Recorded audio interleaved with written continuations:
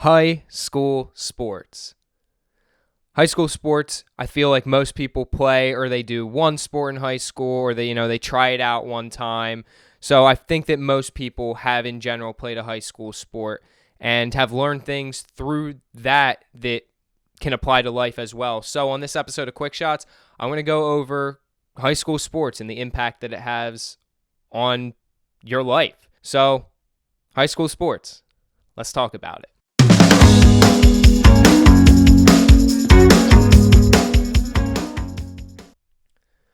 All right, so to kick it off, high school sports, I feel like teach a lot of life lessons to people in general. And I think it's the first time even that people are learning certain things in and about life. And the first one that I can honestly bring up is hard work equals success.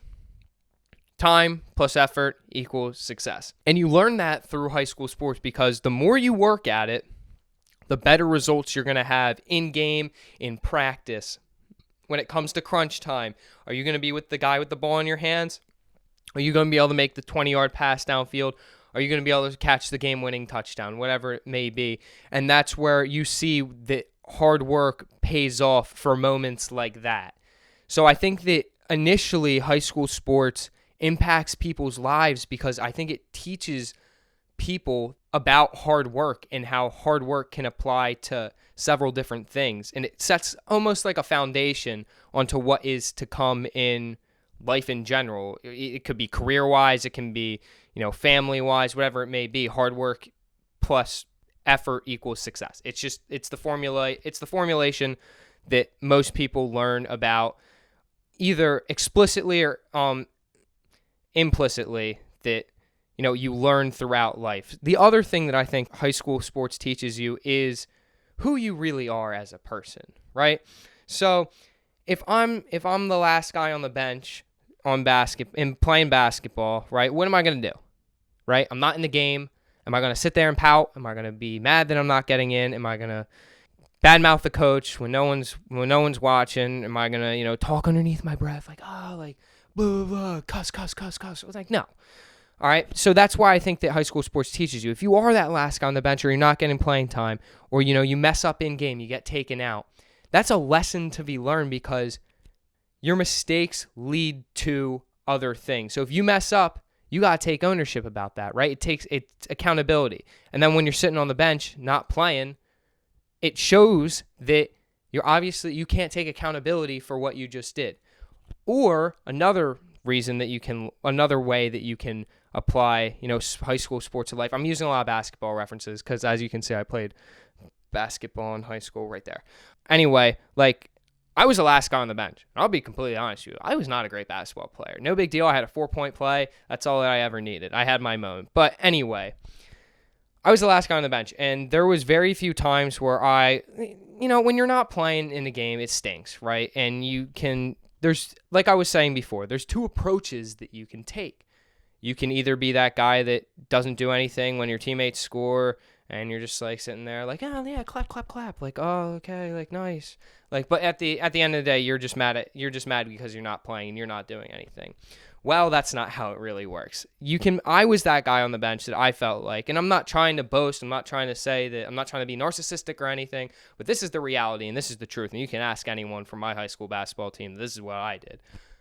I cheered my tail off. It didn't matter. I could care less that I'm playing. As long as we won, I could care less. If my role was sitting on the bench and making sure people were doing certain things and trying to run the plays correctly, and that's all I could do because I wasn't talented enough to participate in those games, that was perfectly fine to me. So the life lesson there is that even if you're not in it, you still have a role. You still have a role, even though you might not think that you're doing anything.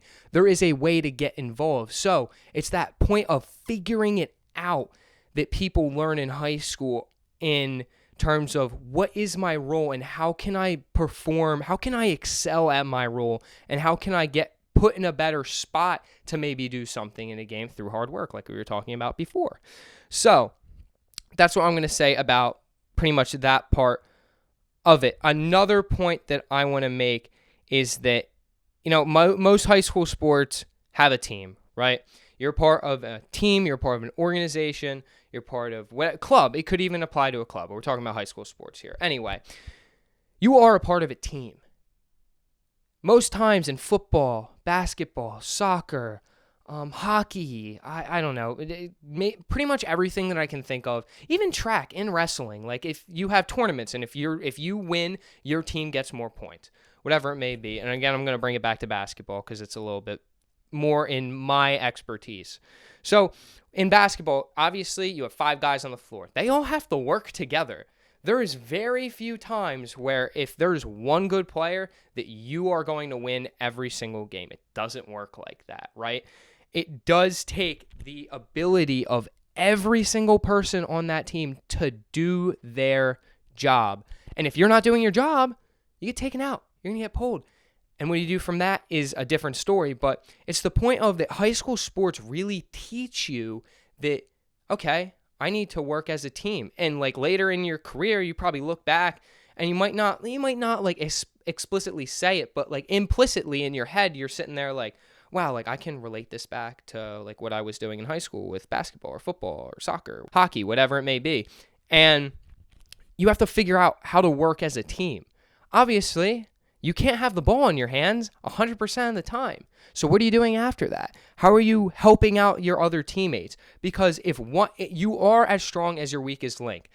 Pretty much that's what I'm trying to get into here. That if one person isn't there doing their job on the floor, like in basketball, if say I'm going to set a screen and I don't roll to the basket after that and I don't know the play, it messes up the play for everyone else, right? Or in football, so a wide receiver runs the wrong route. And then, they collide with another wide receiver in the middle of the field, and that play's dead, and now your quarterback, gets sacked because you weren't doing the right job. I have a blocking assignment. I missed the blocking assignment on the line, and now I have 2 guys blocking the same guy, and some guys edge rushing me or whatever it may be. You get the point pretty much, that everyone needs to be on the same page, and that's just like in life, right? If you're starting a job and, a bunch of other people or working towards a project, say I work for Nike and we're building sneakers and I'm trying to make like the toe box of a shoe and someone else is working on the laces. Well, and everyone has their different part, right? If that guy that makes the laces is falling behind and isn't making the laces, the shoe's never going to get finished, right? So that's why I think high school sports comes into play into people's lives by just like things as simple as like teaching the lessons of hard work, doing your job, not being mad about what you can't control, being a team. Like I'm sure there's times in college now where you're getting put in groups and you have to figure out around everyone's schedule on how to work on this project, even though that everyone is doing different things. People are playing, doing clubs, got this assignment to do in another class. I have this class at this time. And you have to work around that and be a team and still figure that out. The ideas of these, lessons of wisdom, these pieces of advice that you learn through experience stem sometimes from the things like high school sports. And this is just the example that I'm using in this case because I think that it's, you can relate to it a lot of the times, or a lot of different people can associate with the ideology of I played sports in high school and what did I get from that, right? So let me try and wrap this up right here. So I just want everyone to just take a second and just kind of think back on what you did in high school. If you're still in high school, what are you learning from your sport right now? Like honestly, explicitly think about it. Don't just try and assume what I'm supposed to be telling. Like, oh, Ronan said, like, I should be, like, what did I learn from this? This is what I'm learning. It could be, I'm just giving examples here, people. I'm no God. I don't know exactly. I'm not going to give you, I can't see what you're seeing and learn what you're learning. I can't see what you're doing. But just take a couple seconds and realize, like, what is this actually teaching me? I'm sure that a lot of people out there, there's a very small percentage of high school athletes that go play in college, right? So you take those things that you learn from sports and you apply them into other things like business, engineering, whatever it may be. That's the whole message of this podcast, and I think that's what is going to wrap it up here. So I just want to say that's pretty much it for another episode of Kwik Shotz. Try and see what you've learned from high school sports and how you're applying it to your life now in that implicit sense that you probably didn't realize until it's brought up. So, yeah, again, guys, that's it for another episode of Kwik Shotz. I hope you guys are getting through whatever you're getting through. Have a great rest of your day, and as always, y'all just keep on keeping on.